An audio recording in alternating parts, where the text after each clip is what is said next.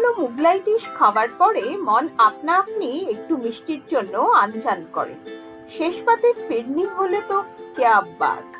আজকে শেয়ার করছি mango ফিরনির recipe, যা আপনি অতি সহজেই বাড়িতে বানিয়ে নিতে পারবেন। গ্যাসে একটা প্যান বসিয়ে তাতে দিয়ে দিলাম বেশ কিছুটা দুধ। গ্যাসটাকে জেলে দুধটাকে ভালো করে জাল দিয়ে নিতে হবে। নমস্কার বন্ধুরা, আমি সোমা আর আমার চ্যানেল অ্যাপেটাইটের আরেকটি নতুন পর্বে আপনাদের সবাইকে স্বাগত।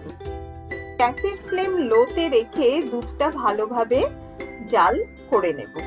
অপরদিকে এখানে আমি নিয়ে নিয়েছি বেশ কটি পাকা আম। এই আমগুলোকে কেটে ধুয়ে আমের পাল্প আমি বের করে নিচ্ছি। আপনি যদি হাতের কাছে আম না পান তাহলে আপনি কিন্তু আমের এসেন্সও ব্যবহার করতে পারেন।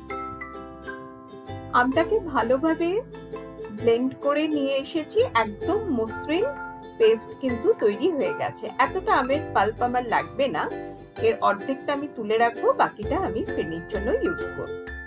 এবারে একটি বাটি নিয়ে তাতে নিয়ে নিচ্ছি বড় 1 চামচ ম্যাঙ্গো ফ্লেভারড কাস্টার্ড পাউডার।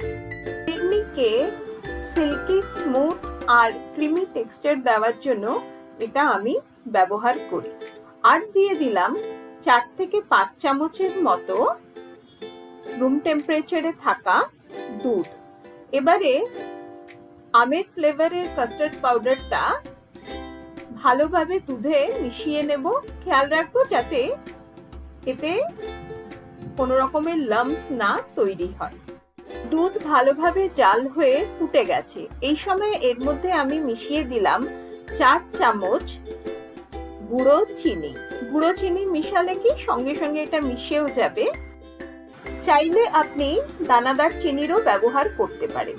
এবারে আমি গুলে রাখা ম্যাঙ্গো ফ্লেভারড কাস্টার্ড পাউডারটা দুধে দিয়ে দেব। এ সময় খেয়াল রাখতে হবে গ্যাসের ফ্লেম কিন্তু একদম লোতে থাকবে, আর খুব তাড়াতাড়ি স্প্যাচুলার সাহায্যে এই কাস্টার্ড পাউডারটা দুধের সঙ্গে মিশিয়ে নিতে হবে। এবারে ফ্লেভারের জন্য দিয়ে দেব খুব সামান্য এলাচের গুঁড়ো। এটা অপশনাল, আপনি চাইলে দেবেন, না চাইলে স্কিপও করতে পারেন। এলাচের গুঁড়োটা দেওয়ার পরে আবারও ভালো করে এটা মিশিয়ে নেব। যেহেতু কাস্টার্ড পাউডার মেশানো হয়েছে দুধে, দুধ কিন্তু আস্তে আস্তে ঘন হতে শুরু করেছে। দুধের ঘনত্ব যখন এরকম অবস্থায় থাকবে তখন 1.5 হাতা এই কাস্টার্ড দুধটা আমি একটা বাটিতে তুলে ঠান্ডা করে নেব, কারণ গরম দুধে আমের পাল্প মেশালে দুধ কিন্তু কেটে যাওয়ার সম্ভাবনা থাকে। বাটিটাতে ঠান্ডা হওয়া দুধের মধ্যে প্রায় 4 চামচের মতো আমের পাল্প মিশিয়ে দিলাম। বাটিটা একটু ছোট হয়ে গেছে, তাই এই বাটির কাস্টার্ডটা আমি অন্য একটা বড় বাটিতে তুলে নিচ্ছি, নিয়ে ভালোভাবে মিশিয়ে নেব। এক একজন এক এক রকম প্রসেসে কিন্তু ফিরনি বানায়। আমি কিভাবে ফিরনি বানাই আজকে আমি সেটাই আপনাদের সঙ্গে শেয়ার করছি। খুব ভালোভাবে আমের পাল্পটা ঘন দুধের মধ্যে মিশিয়ে নিতে হবে। এটা কিন্তু মাথায় রাখবেন, ডাইরেক্ট প্যানে কিন্তু কখনোই যত মিষ্টি আম হোক ম্যাঙ্গো পাল্প মেশাবেন না, সঙ্গে সঙ্গে দুধ কেটে যাবে। সুন্দরভাবে পাল্পটা মিশিয়ে নেওয়া হয়ে গেল। প্যানে থাকা বাকি দুধের সঙ্গে এই আমের পাল্প মেশানো দুধটা আমি মিশিয়ে দিলাম। সামহাউ ক্যামেরা অফ থাকার জন্য ক্লিপিংসটা আসেনি। এবারে একটা ছোট বাটিতে আমি নিয়ে নিয়েছি 4 চামচ গোবিন্দভোগ চাল। আজকে ফিরনিটা আমি গোবিন্দভোগ চাল দিয়ে করছি, আপনি চাইলে বাসমতি চালও ইউজ করতে পারেন। চালের স্টার্চটা যাতে বেরিয়ে না যায় তার জন্য আমি চালটাকে না ধুয়ে মুছে নিয়েছি।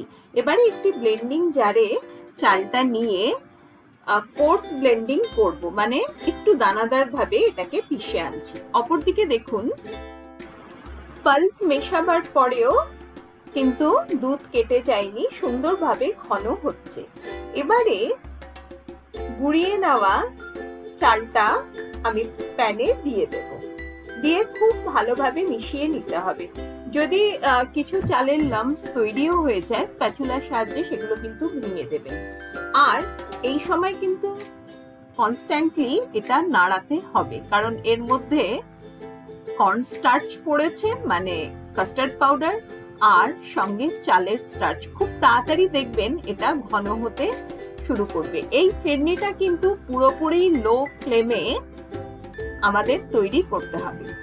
কতক্ষণ করতে হবে? যতক্ষণ না দেখবো যে চালের গুঁড়িটা একদম সুন্দরভাবে দুধে সেদ্ধ হয়ে গেছে।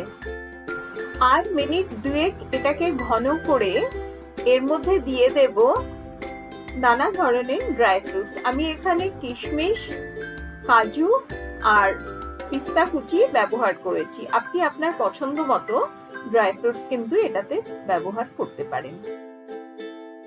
বলক আসতে শুরু করেছে। এই সময় কিন্তু গ্যাসের ফ্লেমটা বন্ধ করে দিয়ে 2-3 বার ভালোভাবে হাতার সাহায্যে এটাকে নাড়িয়ে নিতে হবে। এর থেকে বেশি ঘন কিন্তু ফিরনি রাখা যাবে না, কারণ ঠান্ডা হয়ে যাওয়ার পরে এটা আরো বেশি ঘন হয়ে যাবে। ঘন্টা খানেক ঠান্ডা করে নেওয়ার পরে ঠান্ডা ফিরনি আমি ধুয়ে রাখা মাটির পাত্রে সার্ভ করে দিচ্ছি। আর এর ওপর থেকে গার্নিশ করে দেব কুচিয়ে নেওয়া চেরি, পেস্তা, কিশমিশ আর কুচিয়ে নেওয়া আমের টুকরো দিয়ে। এই ঠান্ডা ঠান্ডা ফিরনি স্বাদে কিন্তু দুর্দান্ত। রেস্টুরেন্টে তো আপনারা খেয়েই থাকেন, দেখলেন তো বাড়িতে কত সহজে সুস্বাদু ফিরনি বানিয়ে নেওয়া যায়। আজকে শেয়ার করা ম্যাঙ্গো ফিরনির রেসিপি আপনাদের কেমন লাগলো অতি অবশ্যই আমাকে কমেন্ট করে জানাবেন। যদি কিছু ভালো লেগে থাকে তাহলে বন্ধু বান্ধব আর আত্মীয় স্বজনের মধ্যে অনেক অনেক শেয়ার করবেন। আমার চ্যানেলে যারা নতুন ভিউয়ার তাদেরকে রিকোয়েস্ট করব আমার চ্যানেলটিকে সাবস্ক্রাইব করে আমার পাশে থাকার, যাতে যখনই আমি নতুন নতুন রান্নার ভিডিও আপলোড করব আপনাদের কাছে নোটিফিকেশন পৌঁছে যাবে। অ্যাপেটাইটে শেয়ার করা রান্নাগুলি আপনাদের ভালো লাগলে অতি অবশ্যই অ্যাপেটাইটের ফেসবুক পেজটিকেও কিন্তু ফলো করতে হবে। ঈদের অগ্রিম শুভেচ্ছা জানিয়ে আজকে শেষ করলাম। ধন্যবাদ।